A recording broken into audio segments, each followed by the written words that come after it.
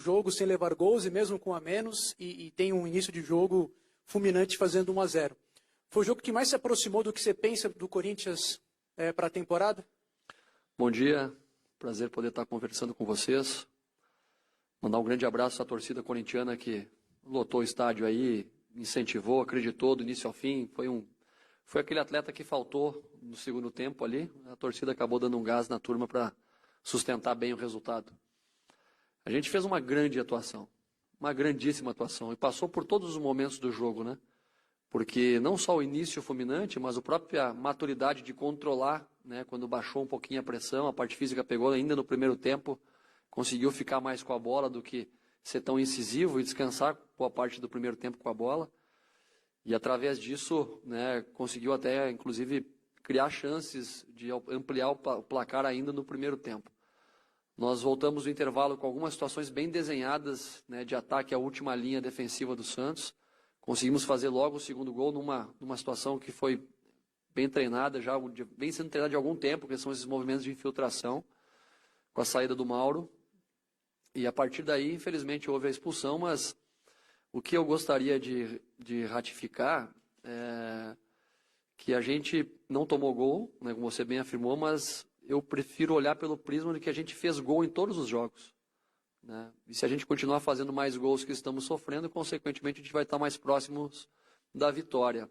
Equilíbrio, sim, é a palavra, é a busca, mas que a gente puder marcar em todos os jogos, a gente está mais próximo de manter a equipe aí num grau de competitividade e lutando sempre pelas primeiras colocações de qualquer competição.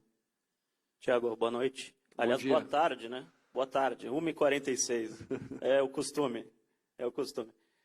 Um assunto que vai ser bastante comentado sobre a expulsão do Janderson, queria que você falasse sobre isso, por favor. Mas outra, a gente está te conhecendo um pouco mais de perto agora, e muita gente esperava que você fosse tirar alguns jogadores da partida contra a Ponte Preta. Você não tirou, foi com força máxima. E hoje contra o Santos a mesma coisa. Eu não gosto muito de falar se no futebol, mas se não fosse um clássico, se fosse um Água Santa, um Ituano, um outro time, você entraria com força máxima hoje do mesmo jeito? A maturidade de uma equipe, ela passa exatamente quando você consegue tratar qualquer adversário com a mesma importância. Do time menor, né, de menos expressão, de menos camisa, para o time com mais tradição, como foi o Santos hoje. Pode ter certeza que nós iríamos com a equipe que iniciou a partida. Porque o que eu levei em consideração para essa escalação foi o fato do que a gente conviveu até agora com os atletas em termos de recuperação de um jogo para o outro. Eu falei na última coletiva pós-Ponte Preta que nós iríamos avaliar, de acordo com o departamento médico, o departamento físico e com os próprios atletas, como estaria a recuperação deles. Conversei com alguns jogadores que a gente estava mais preocupados, todos assinalaram com um sinal positivo que teriam condições de jogar, estariam recuperados para o jogo de hoje. Então não teria sentido por que eu mudar a equipe, né? Já que a gente está tentando implementar uma ideia de jogo, buscando, o entrosamento ideal, né? E a entrosamento você só ganha jogando, repetindo. Então a ideia é que a gente consiga efetivamente, sempre que os jogadores estiverem bem, em condições de recuperação, dar um padrão para a equipe que vem jogando mais. Tiago. Perdão. O Janderson, eu teria sido expulso igualzinho a ele, se estivesse no lugar dele, né? Porque, primeiro, o amarelo que ele tomou no lance do primeiro amarelo, que gerou também uma reclamação da minha parte, que eu fui advertido, não existe. Não existe. Foi uma falta de jogo, né? Mas é muito fácil você dar um cartão amarelo para um menino de 19 anos ali, né? Teve jogadores do Santos que fizeram faltas muito mais graves que não tomaram nem advertência. Então, os árbitros que são mais experientes, como é o caso do Flávio, eles sabem lidar bem com quem eles dão cartão e para quem eles não dão cartão. Eles sabem para quem o fantasma aparece, né? E aí, naturalmente, eu não domino da regra como um todo. Mas, se eu não estou equivocado, existe uma indicação da FIFA que não é obrigatório você dar cartão, né, para o jogador quando comemora, como o Janderson comemorou. Se eu não estou equivocado, acho que foi até aplicado na última Copa do Mundo isso, né, de você poder se aproximar mais da torcida. E aí você imagina, um menino de 19 anos, fazendo um gol no Clássico, de frente para aquela torcida maravilhosa. Se eu tivesse no lugar dele, eu tinha pulado dentro da torcida, não tinha só abraçado os caras, né? Então ele jogou muito o primeiro tempo, foi participativo, foi importantíssimo na construção dos 2 gols, das chances que a gente criou, jogou muito mesmo, foi uma das melhores atuações que eu vi ele tendo pelo Corinthians. E acidentes acontecem, né? Aconteceu, não vou cobrar nele de maneira alguma por isso. E o que fica depois foi o quanto a equipe conseguiu se fortalecer e segurar o resultado. Tiago, aqui, tudo bem? Tudo bem, e você? Tudo bem. Após o jogo contra o Botafogo, eu te perguntei sobre o curto espaço que você teria para preparar o time para a Libertadores contra o Guarani, né? Queria saber como é que você chega, agora aí, à véspera desse jogo, não terá o Ramiro, e eu não sei se o Camacho preocupa ou não, enfim, o que você pode falar sobre isso? O Camacho ele saiu com uma dor no quadril, uma dor um pouco diferente, ele não pareceu ser nada muscular, mas vai ser reavaliado para o departamento médico, provavelmente até amanhã. Temos uma preocupação com a recuperação física, né? E aí naturalmente você tem que criar outros meios de treinamento, ou seja, material de vídeo, material estatístico, conversar muito com os atletas sobre como eles se sentiram executando as funções dentro do campo, apresentar materiais sobre o adversário para ver onde a gente pode tentar tirar vantagem, para tentar buscar um resultado positivo lá. Então, o nosso papel não é só treinar dentro do campo, é fora também, criar os meios necessários para que todo mundo fique em condição de informação sobre o que a gente vai ter que fazer, estratégias, mas também com nível de preparação adequado. Os caras que jogaram recuperando e os caras que não entraram ou jogaram menos com nível de treino alto para a hora que forem requisitados poderem dar conta do recado. Tiago, boa tarde. Boa tarde. Eu queria saber se você, por favor, poderia responder 2 questionamentos. Pois não. O primeiro em relação à lateral esquerda, né? Você vem dando muitas chances ao Sid Clay, ao Lucas Piton. Claro que é só um começo de temporada, mas chamou a atenção que pelo segundo jogo consecutivo o Sid Clay teve chance.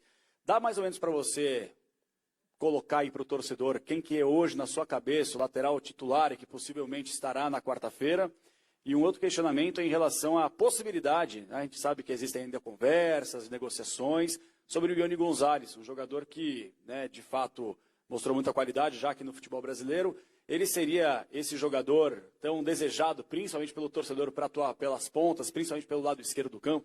O lateral esquerdo é o Sid Clay, até porque ele teve um problema físico inicialmente, chegou acima do peso, já entrou no seu peso, e pelo tempo de inatividade, de poucos jogos na temporada passada, ele precisa ritmo, e ritmo você só adquire jogando. Então, eu repeti ele tinha condições de jogar, lógico que não está no seu ritmo ideal ainda, mas eu vou dar continuidade com ele, até porque ele é um jogador de excelência, de muita qualidade técnica. O Piton vinha fazendo boas atuações também, e é um menino que a gente tem que ter todo o cuidado, né, para entender os momentos que ele entra. Ele fez hoje uma função tática extraordinária quando ele entrou ali para fazer um segundo jogador de linha, até para proteger o próprio Sid Clay, que não vem na parte física, no ritmo de jogo ideal ainda, né, e combinando com o Sid Clay fizeram um trabalho tático muito bom.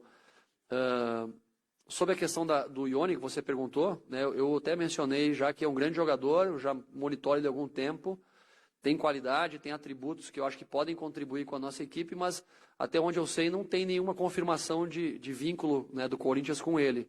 Então, né, deixa na mão da direção, se o Duílio me passar ainda hoje, tem uma coisa, chefe?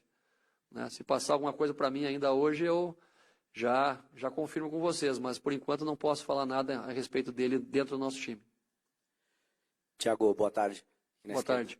Tiago, o Paulista tem uma primeira fase relativamente longa, mas os clássicos para o Corinthians, especialmente nos últimos anos, no Paulista, um pouco também no Brasileiro, tem dado, pelos bons resultados, mais tranquilidade para o treinador começar essa temporada, né? E hoje você deixou claro que as escolhas de escalação levaram em consideração, obviamente, a recuperação física dos jogadores, mas o quanto você planejou para que você pudesse ter uma boa, ou para que os jogadores pudessem conseguir fazer uma boa atuação num clássico, que agora, às vésperas da viagem, independentemente do que aconteça na próxima quarta, o torcedor já tem aí em mente uma atuação forte do time num jogo importante.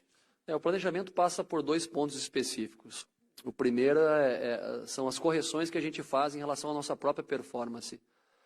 Nós fizemos um primeiro tempo contra a Ponte na quinta, onde a gente oscilou, né, onde a gente teve domínio do jogo em alguns momentos, criamos situações de gol no primeiro tempo, mas em 2 momentos específicos sofremos 2 gols. A Ponte Preta teve 3 chances de gol no jogo todo. E o segundo tempo poderia ter criado uma situação ainda melhor se tivéssemos convertido o primeiro gol com o pênalti e depois, né, as inúmeras chances criadas. Por que eu estou falando sobre o jogo da Ponte? Porque eu trouxe muito material sobre o que a gente construiu, né, contra situações positivas e negativas do jogo da Ponte, pensando na evolução para esse jogo de domingo contra o Santos. O segundo aspecto é o adversário, que aí entra as questões mais estratégicas, mais particulares, mais pontuais de escolha de algum jogador ou não para executar funções para esse jogo e também a característica do enfrentamento.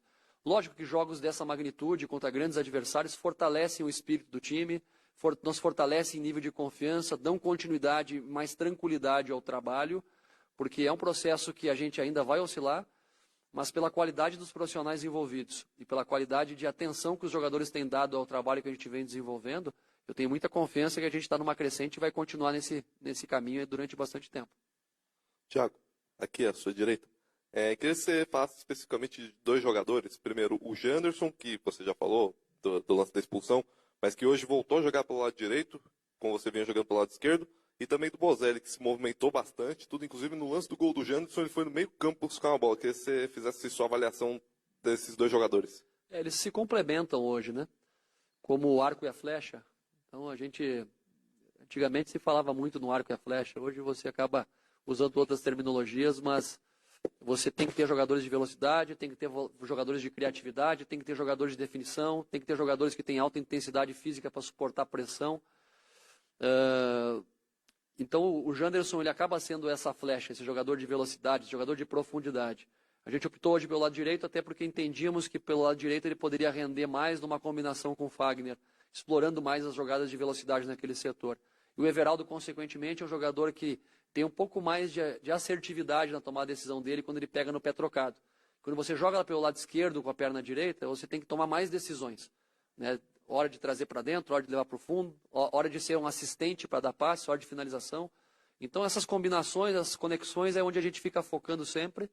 O Mauro ele consegue ser o jogador de definição e também esse pivô muitas vezes, né, que acaba abrindo espaço para os jogadores que vêm de trás. Thiago, boa tarde. Boa tarde. Você acabou de falar sobre o Everaldo. A princípio, o seu titular pelo lado direito seria o Ramiro, né? Só que por conta do problema que ele teve, não vai jogar na quarta. O quanto que ter o Everaldo naquela posição muda os seus planos de jogo? O Everaldo pode fazer a mesma função que você tinha em mente para o Ramiro? E eu também queria que você comentasse sobre a partida dele, né? Não jogava há quase 5 meses, foi um cara que teve uma dificuldade de voltar a jogar. São características bem diferentes a do Everaldo e do Ramiro, né? Inclusive até o lado do campo que eu escolhi. O Ramiro mais pelo lado direito e o Everaldo mais pelo lado esquerdo, né? Como eu falei para o colega, essa questão da capacidade que ele tem de ser assertivo, né? Com decisões de ultrapassar, usando o lateral na ultrapassagem, usando o fundo de campo muitas vezes, o drible de 1 contra 1 e também a presença diária. Eu resolvi utilizá-lo ele mais por lá. Agora o desafio do treinador é você conseguir, mesmo quando perde jogadores, recriar essas conexões. E aí você leva em consideração os seus próprios atletas e também as questões estratégicas para o adversário. Então é sim um dilema constante, algo que a gente busca estar construindo a cada jogo. Lógico que quanto mais você joga, mais cria repertório, né? Porque por mais que tenha equipes que joguem diferentes, chega um momento da temporada que se parece, você já passou por momentos contra linhas de 3, linhas de 4, linhas de 5, times que jogam com bola mais longa, time que joga com um jogo mais de aproximação, e a equipe fica preparada para tudo que pode acontecer. Então o nosso papel é tentar sim ser criativo junto com a comissão técnica para achar sempre as combinações que mais podem dar certo. Thiago, boa tarde. Boa tarde. Queria te fazer 2 perguntas. Pois não. Primeiro sobre o Cantígio, o que a gente vê nas redes sociais hoje especificamente, falando onde estava esse cara que eu não sabia que ele jogava tanta bola assim. Foi uma partidaça dele hoje num clássico. Queria que você falasse da importância dele no seu time, no seu esquema. E na sua estreia aqui na Arena, a gente falou um pouco sobre a sua sensação, né? Como que você ficou, como que antecedeu tudo isso. Eu queria saber do seu emocional no seu primeiro clássico aqui em casa, a casa do Corinthians. Com o clássico eu estava muito tranquilo, né? Esse tipo de jogo são os jogos que eu mais me sinto à vontade, mais tranquilo. Porque eu sei que eu vou enfrentar um adversário de alto nível, um adversário que vai me atacar também.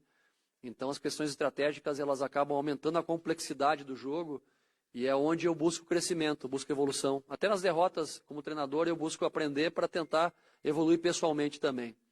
Então me senti bem, confortável, feliz, insatisfeito, chateado com algumas decisões ali da arbitragem, né, algumas situações que aconteceram, mas muito feliz pela demonstração de raça, de determinação, de resiliência que os jogadores mostraram hoje, criando uma inspiração muito grande para o nosso torcedor, que a gente pode ser uma equipe competitiva, né, durante toda a temporada. Sobre o Cantígio, né, um atleta que ele dá esse volume de jogo que a gente precisa e o equilíbrio entre a troca de lado da bola, né, que você tem que tentar explorar o adversário ou por fora do campo, né, pelas laterais, ou pelo centro, né, pelas jogadas mais de combinação pelo meio campo. Ele consegue achar esse time de equilíbrio entre jogadas de profundidade e jogadas também de combinação curta.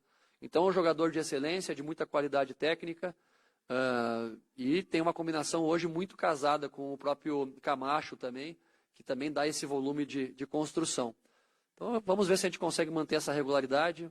A quantidade de jogos é algo que nos preocupa, né, para que a gente consiga manter uma intensidade física e de performance, mas até o momento bastante satisfeito por tudo que ele vem construindo. Tiago, tudo bem? Tudo bem, e você? Legal. Para falar dessa sequência que o Corinthians vinha, é um começo de trabalho, você já falou da parte física, a recuperação para quarta-feira, mas a gente poderia estar aqui falando, olha, o Corinthians está emendando 3 jogos sem vitória, mesmo no começo de trabalho, antes de estrear na pré-Libertadores. A minha pergunta psicologicamente, quanto sai fortalecido o time do Corinthians por esse resultado, por esse volume, para essa estreia na pré-Libertadores? Sai bastante fortalecido pelas circunstâncias do jogo, né? Primeiro, para você vencer um adversário de grande magnitude como é o Santos, né? Um grande clássico, um grande jogo, um grande time. Segundo, da maneira que foi, né? Você, com soberania, enquanto estavam 11 contra 11, conseguindo criar as melhores oportunidades, tendo volume de jogo, sobrando dentro do campo, e mesmo quando perdeu um jogador, conseguiu fechar bem os espaços defensivos, e jogando praticamente todo o segundo tempo com um jogador a menos, pouco sofreu em termos de chance de gol adversário.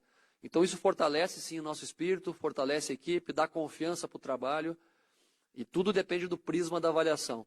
Se nós não tivéssemos vencido hoje, teríamos que tirar lições do jogo, teríamos que avaliar o que acertamos, o que erramos, e entender que ainda é um processo inicial. Para a gente conseguir confirmar se essa equipe vai ser uma equipe competitiva durante toda a temporada, a gente precisa ter um número maior de jogos. Precisa ter 20, 30, 40 jogos. Aí vocês vão pensar, pô, mas ele está doido falando um negócio desse tantos jogos, não existe no futebol brasileiro. Mas é a maneira que você consolida uma ideia. Senão você fica sempre suscetível às instabilidades do resultado. E eu, como treinador, penso que a gente tem que focar primeiro na performance e depois no resultado final. Boa tarde, Thiago, tudo bem? Boa tarde, tudo bem. Me chamou a atenção, você falou muito em conexões. Claro que o trabalho está no começo ainda. Eu queria saber se nessa semana decisiva, que tem o confronto da Libertadores, o time está no estágio que você queria? Não, está distante ainda. A equipe está evoluindo. O estágio que eu desejo é quando o atleta ou os atletas conseguem executar as suas funções, as suas organizações, tanto defensivas como ofensivas, sem ter que pensar para executar. Tem que ser algo natural, interpretativo de maneira natural. É como dirigir. Você não pensa quando vai fazer a troca de mudança, né? Nem quando vai pisar o freio, quando vai pisar a embreagem. A equipe é a mesma coisa. Você tem que deixar algo natural acontecendo, né? Enquanto você está pensando para executar, é porque você ainda não automatizou. Então vai levar um certo tempo para que isso aconteça, né? E essas conexões elas têm que se estabelecer através da repetição de jogos. Então só o tempo que vai nos consolidar como um time. Obrigado, gente. Um bom domingo a todos.